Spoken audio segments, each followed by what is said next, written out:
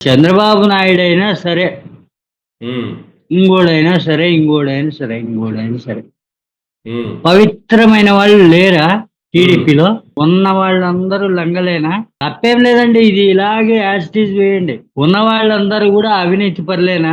కులం మార్పిళ్ళు, మతాల మార్పిళ్ళు, అడ్డమైనటువంటి వ్యవహారాలు పెట్టుకుని ఎగబడేటువంటి వాళ్ళేనా అందరూ? మరి అలాంటి పార్టీకి ఈయన చైర్మన్ ఎవరు? ఉమ్, చంద్రబాబు నాయుడు గారు. ఉన్న ఇంటిని శుద్ధం చేసుకోవడం చేతగాక సెంట్రల్ పోయి ఏం చేస్తాడంట? కేంద్రానికి పోయినంత మాత్రాన ఉమ్, లోకేష్ బాబు ఏమన్నా సీఎం అయిపోతాడా?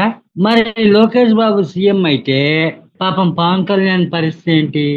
ఆటలో అరటిపండ. డీసీఎం కదండి, డీసీఎం అనేటువంటి వాడికి సీఎం గా ప్రమోషన్ జరగాలి కదా.